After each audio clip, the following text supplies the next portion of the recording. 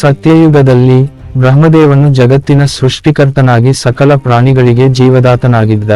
ಆದರೆ ಒಂದು ದಿನ ಬ್ರಹ್ಮನು ತನ್ನ ಅಹಂಕಾರ ಮತ್ತು ಅಪರಿಮಿತ ಶಕ್ತಿಯ ಪರಿಣಾಮವಾಗಿ ಅದ್ಭುತವಾದ ಘಟನೆಯೊಂದನ್ನು ಅನುಭವಿಸಿದನು. ಒಮ್ಮೆ ಬ್ರಹ್ಮನು ತನ್ನ ಸೃಷ್ಟಿ ಶಕ್ತಿಯ ಬಗ್ಗೆ ಅಹಂಕಾರದಿಂದ ಭಾಸ್ಮಿತರಾಗಿ ತಾನು ವಿಶ್ವದ ಪರಮಾತ್ಮನಾಗಿದ್ದೇನೆ ಎಂದು ಘೋಷಿಸಿದ.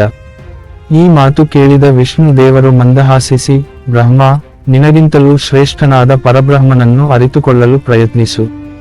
ನಿನ್ನ ಸೃಷ್ಟಿಯು ನನ್ನ ನಿರ್ವಹಣೆಯಿಂದ ಮಾತ್ರ ಸತ್ಯವಾಗುತ್ತದೆ ಎಂದನು. ಬ್ರಹ್ಮನು ಈ ಮಾತನ್ನು ಕೇಳಿ ಕೋಪಗೊಂಡನು. ನಾನು ವಿಶ್ವದ ಮೊದಲ ದೇವತೆ, ನನ್ನನ್ನು ಬಿಟ್ಟು ಬೇರೆ ಯಾರೂ ಇಲ್ಲ ಎಂದು ಘೋಷಿಸಿದ. ಇದನ್ನು ನೋಡುವ ಶಿವನು, ಏನೋ ನೋಡೋಣ, ನಿಜವಾಗಿಯೂ ನಿನ್ನ ಶಕ್ತಿ ಎಷ್ಟು ಶಕ್ತಿಶಾಲಿಯಾಗಿದೆ ಎಂದು ಪ್ರಶ್ನಿಸಿದ. ಶಿವನು ತನ್ನಲ್ಲಿನ ಅನಂತ ಶಕ್ತಿಯಿಂದ ಆಕಾಶವರೆಗೆ ತಲುಪುವ ಭವ್ಯ ಜ್ಯೋತಿರ್ಲಿಂಗವನ್ನು ಸೃಷ್ಟಿಸಿದ. ನೀನು ಈ ಜ್ಯೋತಿರ್ಲಿಂಗದ ಅಗ್ರಭಾಗವನ್ನು ಕಂಡು ಹಿಡಿಯು, ಆದರೆ ಅಂತ್ಯ ಇಲ್ಲ ಎಂದು ಬ್ರಹ್ಮನಿಗೆ ಸವಾಲು ಹಾಕಿದ. ಬ್ರಹ್ಮನು ಹಂಸ ರೂಪವನ್ನು ತಾಳಿ ಜ್ಯೋತಿರ್ಲಿಂಗದ ಅಗ್ರವನ್ನು ಹುಡುಕಲು ಹಾರಿದ.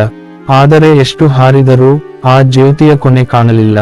ಆದರೆ ತನ್ನ ಹೆಮ್ಮೆ ಉಳಿಸಿಕೊಳ್ಳಲು ಒಂದು ಕೇತಕಿ, ತಮಾಲ ಹೂವನ್ನು ಸಾಕ್ಷಿಯಾಗಿ ತಂದು, ನಾನು ಜ್ಯೋತಿರ್ಲಿಂಗದ ಅಗ್ರವನ್ನು ಕಂಡೆ ಎಂದು ಸುಳ್ಳು ಹೇಳಿದ. ಈ ಸುಳ್ಳು ತಿಳಿದ ಶಿವನು ರೌದ್ರ ರೂಪ ತಾಳಿ ಬ್ರಹ್ಮನನ್ನು ಶಾಪಿಸಿದ.